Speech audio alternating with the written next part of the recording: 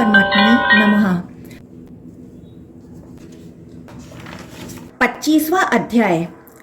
लिंगार्चन विधि के अंतर्गत शरीर एवं मन की शुद्धि के लिए अंतः एवं बाहरी स्नान की प्रक्रिया और विविध मंत्रों से आत्मा अभिषेचन।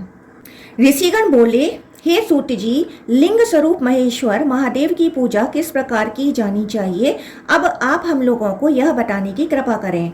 सूत जी बोले, हे ऋषियों, इसी विषय में कैलाश पर्वत पर देवी पार्वती के द्वारा पूछे जाने पर देवाधिदेव महादेव ने अपने अंक में विराजमान गिरिराज किशोरी पार्वती से लिंगार्चन विधि का क्रम से वर्णन किया था।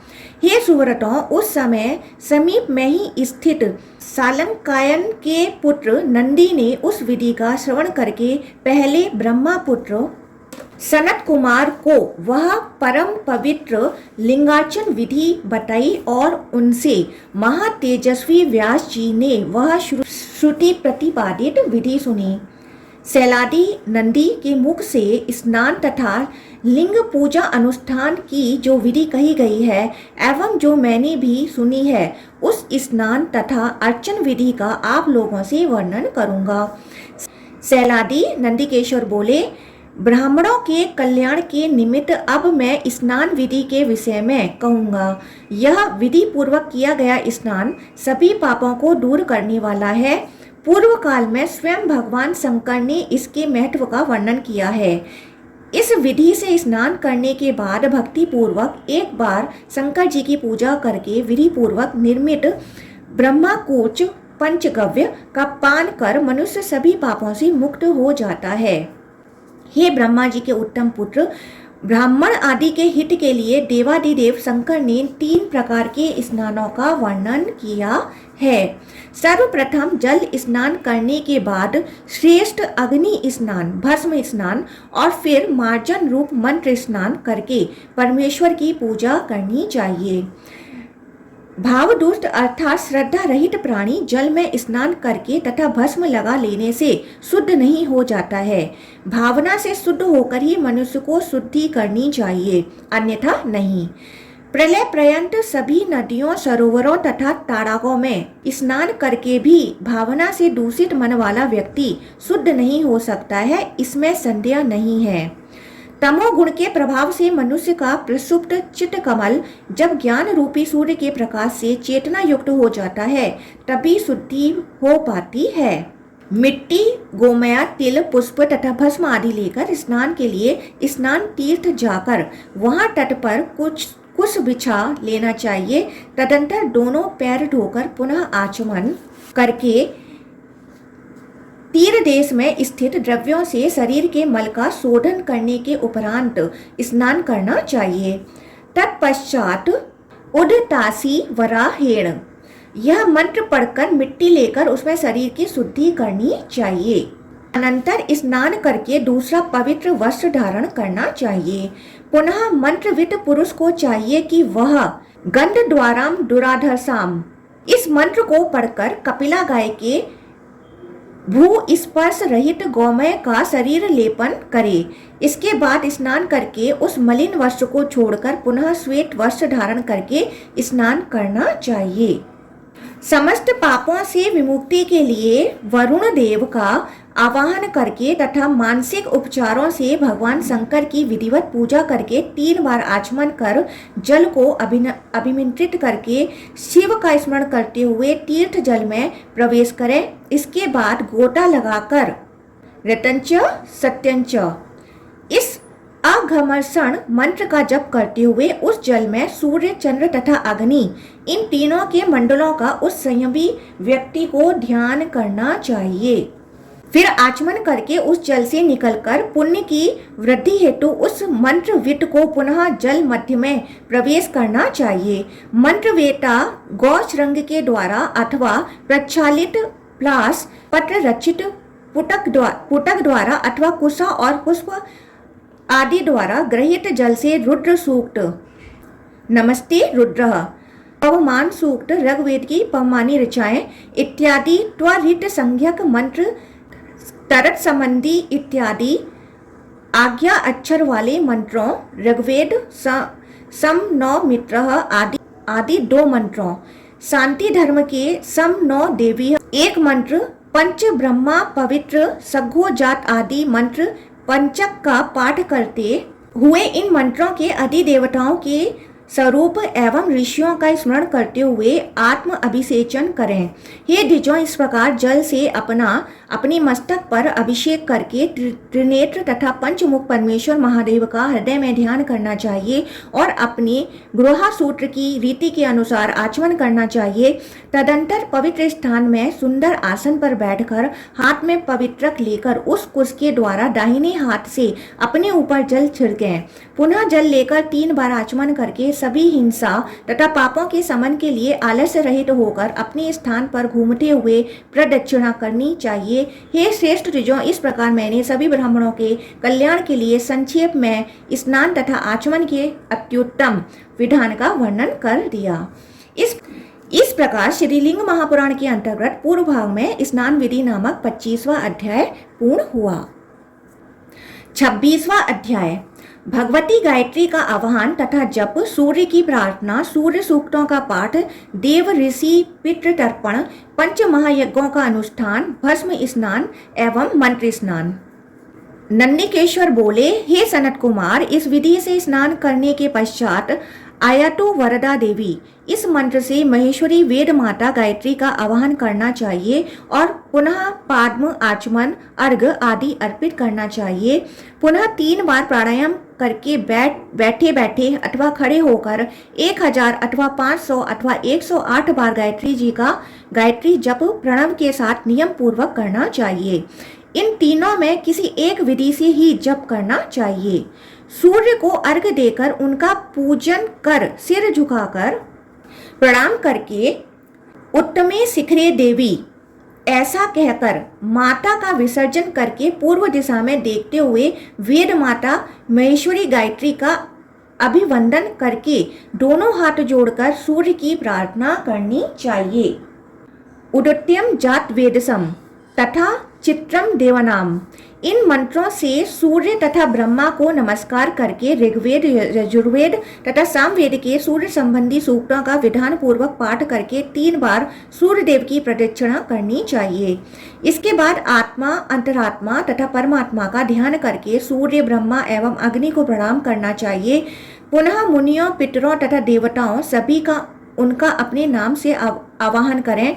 सबको आवाहित करके पूर्व मुख अथवा उत्तर मुख होकर उनके तत्वों तथा स्वरूपों का ध्यान करके विधि पूर्वक क्रम से तीर्थ के जल से तर्पण करना चाहिए और अंत में प्रणाम करना चाहिए। पुष्प युक्त जल से देवताओं का, कुश युक्त जल से ऋषियों का तथा तिल और गंध युक्त जल से पितरों का तर्पण करना चाहिए। हे विपेंद्र, यज्ञोपवीत अर्थात सव्य होकर देव तर्पण, निवीति अर्थात कंठ में यज्ञोपवीत धारण करके ऋषि तर्पण तथा प्राचीन वीति अर्थात अपसव्य होकर पितृ तर्पण क्रमानुसार करना चाहिए।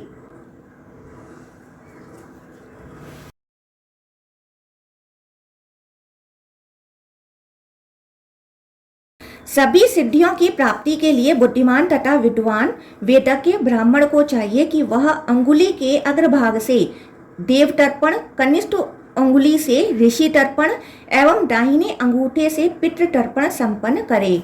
हे मुनि श्रेष्ठ, इसी प्रकार यज्ञ कर्म परायण तथा पवित्र आत्मा द्विज को ब्रह्मा यज्ञ, देव यज्ञ, मनुष्य यज्ञ, भूत यज्ञ एवं पितृ यज्ञ करना चाहिए।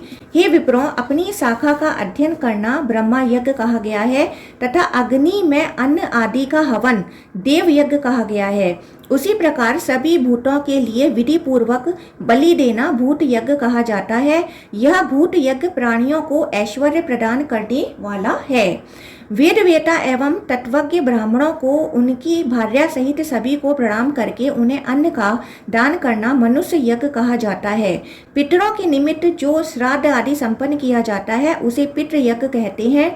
इस प्रकार सभी मनोरथों की सिद्धि के लिए इन 5 महायज्ञों को करना चाहिए। सुनिए, ब्रह्मा यज्ञ सभी यज्ञों से श्रेष्ठ यज्ञ कहा गया है। ब्रह्मा यज्ञ करने वाला मनुष्य ब्रह्मा लोक में वास करते हुए आनंदित होता है।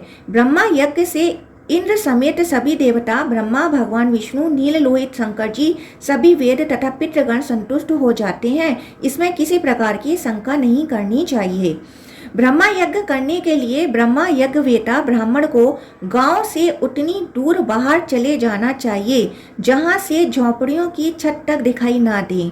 वहां बैठकर पूर्व, उत्तर अथवा ईशान दिशा की ओर मुख करके शुद्धि के लिए आचमन करना चाहिए। हे ब्राह्मणों, ऋग्वेद अधिष्ठात देवता की प्रीति के लिए 3 बार चुलोक भर जल पीकर, यजुर्वेदा अधिष्ठात देवता की प्रीति के लिए जल द्वारा 2 बार प्रक्षालन एवं परिमार्जन करके, सामवेदा अधिष्ठात देवता की प्रीति के लिए आचमन करके मूर्धा का स्पर्श करें। आंगिर संबंधी अथर्ववेद के अधिष्ठात देवता की प्रीति के लिए नेत्रों का स्पर्श करें। ब्राह्मण ग्रंथों, शिक्षा, कल्प आदि वेदांगों की प्रीति के लिए नासिका को जल से पवित्र कर स्पर्श करें। क्रमशः ब्रह्मा आदि 18 पुराणों, सौर आदि उप पुराणों, पवित्र इतिहास ग्रंथों तथा शैवादि आगम ग्रंथों की तुष्टि के लिए कान का स्पर्श करें। तदंतर हृदय देश का स्पर्श करें। हे श्रेष्ठ कल्पवेताओं, सभी कल्प ग्रंथों के लिए भी पूर्वोक्त क्रिया करनी चाहिए। बुद्धिमान एवं संयमी श्रोतियों को समाहित चित्त होकर इस प्रकार आचमन करके अपने दक्षिण से उत्तर की ओर कुश बिछाकर उस पर हाथ रखकर अपने हाथ की अंगुली में कुशा की पवित्री अथवा सोने की अंगूठी धारण कर विधि पूर्वक ब्रह्मा यज्ञ करना चाहिए। मुनि तथा द्विज होकर जो मनुष्य इन 5 महायज्ञों को किए बिना भोजन करता है वह सूकर की योनि में जन्म लेता है। अतः अपने कल्याण के इच्छुक व्यक्ति को विशेष प्रयत्न के साथ इन्हें संपन्न करना चाहिए। ब्रह्मा यज्ञ के पश्चात डुबकी लगाकर स्नान करके इंद्रियों को वश में रखने वाले उस पुरुष को चाहिए कि तीर्थ का जल लेकर विधिवत शिविर में प्रवेश करे। घर के बाहर जल से हाथ पैर धोकर पुनः देह की शुद्धि के लिए विधि पूर्वक भस्म स्नान करना चाहिए। इसके लिए अग्निहोत्र का भस्म लेकर नियमानुसार प्रणव से उसका शोधन कर लेना चाहिए। सूर्य के ज्योति स्वरूप होने से सूर्योदय के पश्चात प्रातःकाल ज्योतिः सूर्य इस मंत्र से और सायंकाल में ज्योतिरग्नि इस मंत्र से हवन करना चाहिए। सूर्योदय हुए बिना किया गया अग्निहोत्र व्यर्थ होता है, इसलिए सूर्योदय के बाद किए गए हवन की भस्म पवित्र तथा कल्याणप्रद होती है। सत्य के समान कुछ भी नहीं है और असत्य से बड़ा कोई पाप नहीं होता है। हे सुव्रतों, ईशान मंत्र से सिर, तत्पुरुष से मुख, अघोर से वक्षस्थल, वामदेव से गुहा स्थान, सगोजात से दोनों पैर तथा प्रणव से सभी अंगों का भस्म अभिषेचन करना चाहिए। ब्रह्मावेताओं में श्रेष्ठ पुरुष को इस भांति भस्म स्नान करके हाथ पैर धोकर हाथ में कुश लेकर देव शिव का स्मरण करते हुए आपो हिष्ठा आदि मंत्रों तथा ऋग, यजु एवं साम के पवित्र मंत्रों से मंत्र स्नान करना चाहिए। ब्राह्मणों के हित के लिए ही मैंने इस स्नान विधि का आज आपसे संक्षेप में वर्णन किया है। जो मनुष्य एक बार भी इस विधि से स्नान करेगा वह परम गति को प्राप्त होगा। इस प्रकार श्रीलिंग महापुराण के अंतर्गत पूर्व भाग में पंचयज्ञ विधान नामक 26वां अध्याय पूर्ण हुआ। 27वां अध्याय लिंगार्चन विधि के अंतर्गत महेश्वर स्वरूप होकर विविध उपचारों द्वारा लिंग पूजा का विधान, लिंगा अभिषेक की महिमा तथा अभिषेक के मंत्र। सैलादी बोले, हे सनत कुमार सुनिए, अब मैं संक्षेप में ही क्रम से लिंगार्चन विधि का वर्णन करूंगा, क्योंकि विस्तार के साथ इसका वर्णन तो 100 वर्षों में भी नहीं किया जा सकता है। इस विधि से नियम पूर्वक त्रिविध जल, भस्म एवं मंत्र से स्नान कर पूजा के स्थान पर प्रवेश करके 3 प्राणायाम कर त्रिनेत्र, पंचमुख, 10 भुजाओं वाले शुद्ध स्फटिक तुल्य वर्ण वाले सभी आभूषणों से अलंकृत तथा विचित्र वस्त्र से विभूषित शिव का ध्यान करना चाहिए। उनके इस रूप का ध्यान कर दाहन तथा प्लावन आदि भूत शुद्धि की क्रियाओं से युक्त शैवी देह को हृदय में स्थापित करके परमेश्वर शिव का पूजन करना चाहिए। इस प्रकार देह शुद्धि करके क्रमशः मूल मंत्र प्रणव युक्त अघोरादि पंच ब्राह्मण मंत्रों से देह के सभी अंगों में न्यास करें। परम कल्याणप्रद इस नमः शिवाय सूत्र में समस्त वेद तथा मंत्र सूक्ष्म रूप में विद्यमान रहते हैं। जिस प्रकार वट के बीच में विशाल वटवृक्ष का भाव उपस्थित रहता है, उसी प्रकार इस पवित्र एवं महत्व युक्त सूत्र में महान ब्रह्मा सूक्ष्म रूप से साक्षात विराजमान है। पूजा के स्थान को गंध तथा चंदन से युक्त जल के द्वारा सेचित करना चाहिए। पुनः सभी पूजन द्रव्यों को छालन, प्रोक्षण आदि से शोधित कर लेना चाहिए। छालन तथा प्रोक्षण प्रणव से ही किया जाता है। विवेकी पुरुष को चाहिए कि वह प्रोक्षणी पात्र, अर्घ्य पात्र, पाद्म पात्र तथा आचमन पात्र को भली भांति अनुक्रम से स्थापित करे और फिर विधि पूर्वक अवगुंठन करे। पुनः उन सभी पात्रों में शुद्धि एवं शीतल जल डालकर उन्हें कुशों से ढककर उन पर शुद्ध जल का प्रोक्षण करना चाहिए। तत्पश्चात बुद्धिमान पुरुष को उन पात्रों में भली भांति देखकर विभिन्न द्रव्य प्रणव पूर्वक डालने चाहिए। पाद्म पात्र में उसीर तथा चंदन डालें और जाति, कंकोल, कपूर, सतावरी एवं तमाल का चूर्ण बनाकर इन्हें उचित मात्रा में आचमनीय पात्र में डालें। चंदन, कपूर तथा विविध प्रकार के पुष्प सभी पात्रों में डालने चाहिए। कुश का अग्रभाग अक्षत, यव, धान, तिल, घी, सफेद सरसों, पुष्प तथा भस्म इन्हें अर्घ पात्र में डालना चाहिए। कुश, पुष्प, यव, धान, सतावरी, तमाल एवं भस्म इन द्रव्यों को प्रणव से प्रोक्षणी पात्र में डालना चाहिए। तत्पश्चात पंचाक्षर मंत्र, रुद्र गायत्री अथवा केवल वेद सार रूप सर्वोत्तम प्रणव से इन पात्रों को अभिमंत्रित करना चाहिए। इसके अनंतर प्रणव युक्त ईशान, ओम ईशानः सर्वविद्यानाम आदि 5 याजुस मंत्रों से प्रोक्षणी पात्र में स्थित जल के द्वारा सभी पूजन द्रव्यों को प्रोक्षण करें। पुनः देवदेव शिवजी के दाहिने ओर स्थित हजारों दैदीप्यमान अग्नि के सदृश वर्ण वाले बाल चंद्रमा को मुकुट रूप में सिर पर धारण करने वाले वानर के तुल्य मुख वाले, 4 भुजाओं वाले, पुष्प की माला धारण करने वाले, सौम्य स्वरूप वाले तथा सभी अलंकारों से सुशोभित मुझ त्रिनेत्र नंदी का विधिवत पूजन करना चाहिए। पुनः उत्तर भाग में विराजमान पुण्यमयी स्वर्ण सदृश आभा वाली सुंदर कीर्तिशालिनी पतिव्रता एवं माता पार्वती के चरणों के मंडन में सतता तत्पर रहने वाली देवी रूपणी मेरी भार्या की पूजा करनी चाहिए। इस प्रकार हम दोनों की पूजा करके परमेष्ठी शिव के मंदिर में प्रवेश कर शिवजी के 5 मस्तकों पर सग्गोजात आदि 5 मंत्रों से भक्ति पूर्वक पुष्पांजलि अर्पित करनी चाहिए। पुनः गंध, पुष्प, धूप तथा विविध उपचारों से शंकर, कार्तिकेय, गणेश जी एवं पार्वती जी की पूजा करके शिवलिंग का निर्माल्य अर्पित चढ़ावे का अवशेष दूर कर लिंग की शुद्धि करनी चाहिए। पुनः सभी मंत्रों के आदि में प्रणव, ओम तथा अंत में नमः लगाकर जप करने के पश्चात परमेश्वर को प्रणव मंत्र के द्वारा अष्टदल कमल रूप आसन निवेदित करना चाहिए। उस आसन का पूर्व दल अविनाशी तथा साक्षात अरिमा सिद्धि स्वरूप है। उसका दक्षिण दल लघिमा, पश्चिम दल महिमा, उत्तर दल प्राप्ति, अग्नि कोण का दल प्राकाम्य, नैतन्य कोण का दल ईशत्व, वायव्य कोण का दल वसित्व एवं ईशान कोण का दल सर्वज्ञत्व सिद्धि रूप है। उस पद्मासन की कड़ी का मध्य भाग सोममंडल कही जाती है।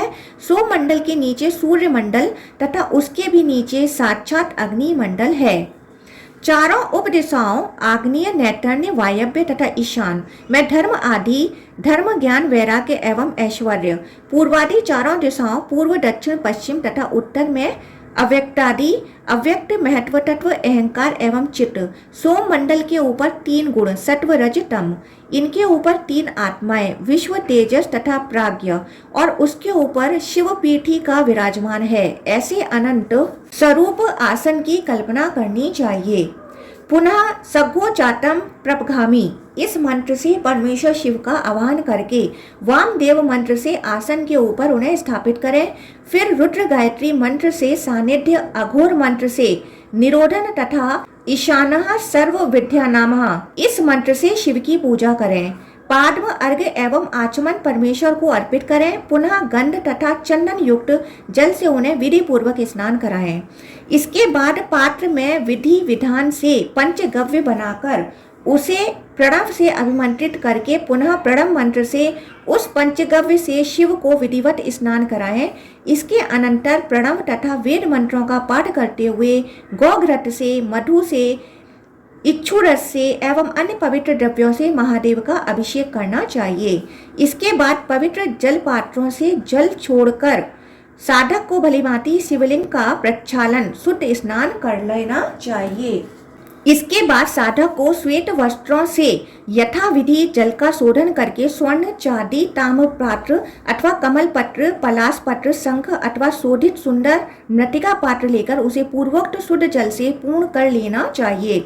पुनः उसमें कुश, अपामार्ग, कपूर, जाति पुष्प, चंपा, श्वेत, करवीर, मल्लिका, कमल, उत्पल आदि सुंदर पुष्प, चंदन आदि डालकर उस जल को सघोजात आदि मंत्रों से अभिमंत्रित करके मंत्रोच्चार के साथ उस जल कुंभ से शिवजी का अभिषेक करना चाहिए। नंदीश्वर कहते हैं, हे सनत कुमार जी, अब मैं सभी मनोरथों की सिद्धि करने वाले उन मंत्रों को आपको बताऊंगा जिनका पाठ करके एक बार भी शिवलिंग का अभिषेक करने से मनुष्य भव बंधन से छूट जाता है।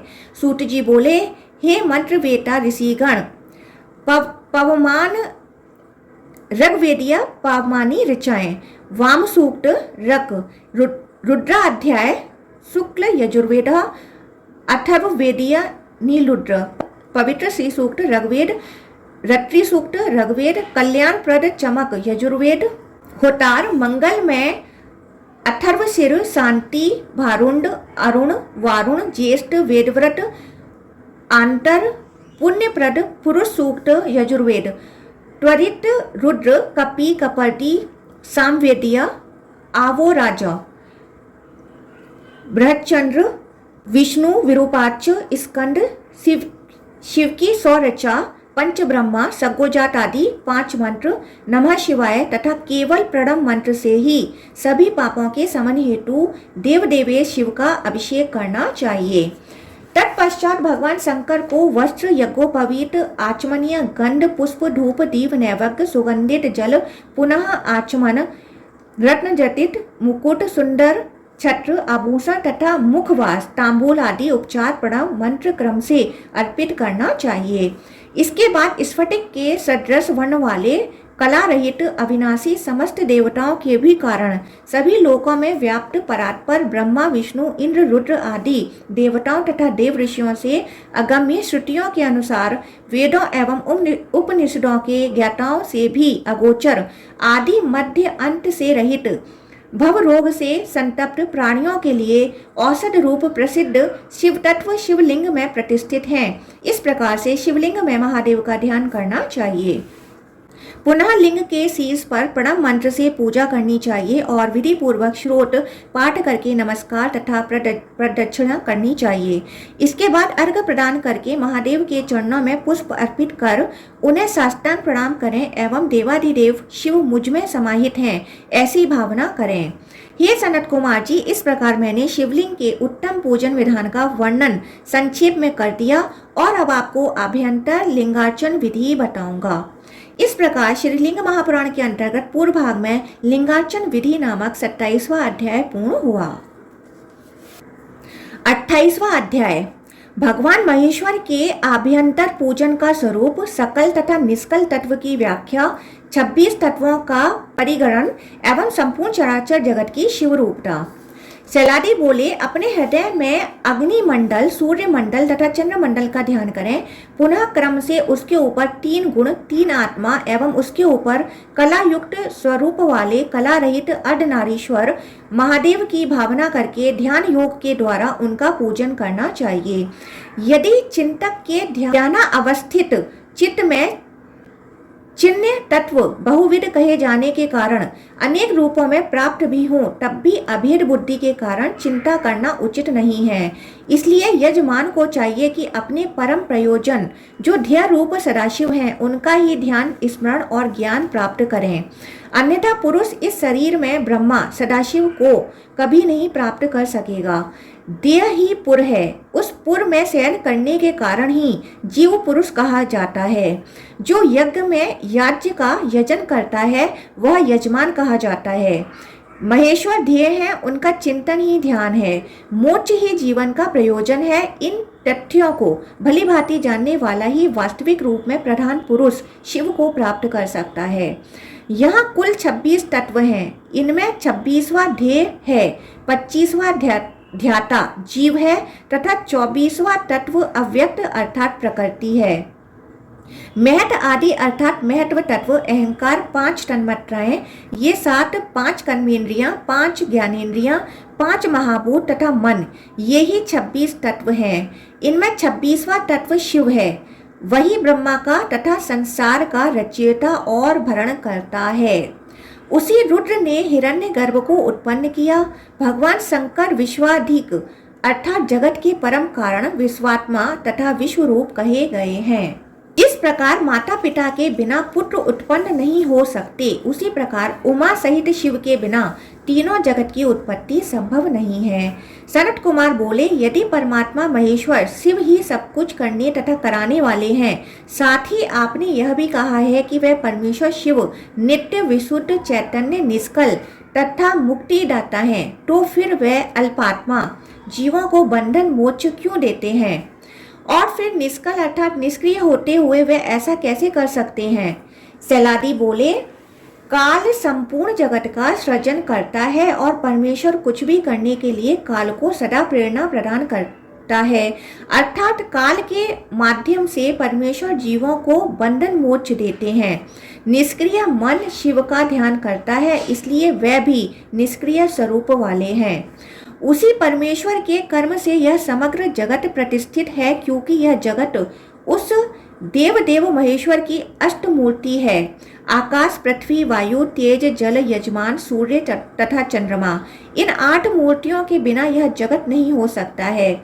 यह सब उसी प्रभु के स्वरूप हैं। अतः विचार करने से यही ज्ञात होता है कि यह चराचर जगत उसी परमेश्वर के स्थूल रूप में व्यक्त हो रहा है। हे श्रेष्ठ जिजों, ऋषिगण कहते हैं कि परमेश्वर का जो सूक्ष्म रूप है उसका तो वर्णन ही नहीं किया जा सकता, क्योंकि वाणी उनके सूक्ष्म रूप का वर्णन करने में असमर्थ है। असमर्थ होकर मन सहित वापस लौट आती है, अर्थात वह मन तथा वाणी से सर्वथा अगम्य है। ब्रह्मा अर्थात रुद्र का ही वाचक आनंद है, ऐसा जानने वाला विद्वान कहीं भी भयभीत नहीं होता। अतः पिनाकी शिव का आनंदमय स्वरूप जानकर भयभीत नहीं होना चाहिए।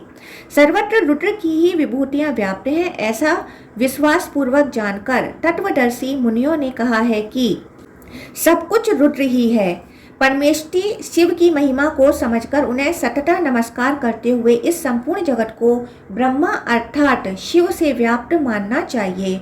उन्हीं सर्व रुद्र ईश्वर पुरुष महादेव महेशान परात्पर शिव तथा विभु को सर्वत्र विराजमान समझकर उन्हीं का ध्यान एवं चिंतन करना चाहिए।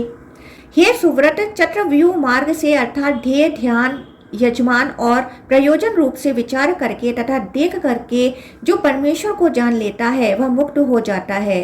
संसार का हेतु ममत्व तथा मोक्ष का हेतु विराग है। चिंतक योगी के लिए चतुर्व्यूह मार्ग मुक्ति का सर्वश्रेष्ठ साधन कहा गया है। ब्रह्मा जी ने बुद्धि के लिए बहुत प्रकार की चिंताएं रची, किंतु रुद्र का चिंतन सभी चिंताओं से श्रेष्ठ कहा गया है, इसमें कोई संदेह नहीं है। इंद्र की ऐन्द्रिय चिंता, सोम की सौम्या नामक चिंता, नारायण की चिंता, सूर्य की चिंता तथा अग्नि की चिंता, इन सबकी चिंता वास्तव में रुद्र की ही चिंता है। इस प्रकार विचार करके वह चिंता मैं ही हूँ तथा वह परमेश्वर भी मैं ही हूँ। जो भक्त इन दोनों बातों को श्रद्धा पूर्वक अपने मन में स्थापित किए रहता है वह परमेश्वर से भिन्न नहीं है। अतः इस प्रकार की चिंतन ब्राह्मी चिंता कही गई है, इसमें संदेह नहीं है। हे विप्र, इस प्रकार पहले यह ध्यान करना चाहिए कि वह स्थावर जंगम रूप जगत ब्रह्मा में है। पुनः ब्रह्मात्मक शिव का स्मरण करते हुए चर अचर का विभाग भी छोड़ देना चाहिए, अर्थात चराचर में भिन्नता का भाव नहीं रखना चाहिए। जिस पुरुष के लिए कुछ भी त्यागने योग्य, ग्राह लेने योग्य, अलभ्य, प्राप्त न होने योग्य, कृत्य करने योग्य तथा अकृत्य न करने योग्य नहीं रह जाता, उस परम संतुष्ट पुरुष की चिंता ब्राह्मी चिंता है, इसमें संदेह नहीं है। इस प्रकार मैंने क्रम से आभ्यंतर पूजन का वर्णन कर दिया। आभ्यंतर अर्चन करने वाले पुरुष नमस्कार आदि के द्वारा सदा पूजनीय है। ऐसे ब्रह्मावादी पूजन विरूप तथा विकृत हो तो भी उनकी निंदा नहीं करनी चाहिए। विद्वान पुरुष को जानबूझकर किन्हीं भी आभ्यंतर पूजक की परीक्षा नहीं लेनी चाहिए।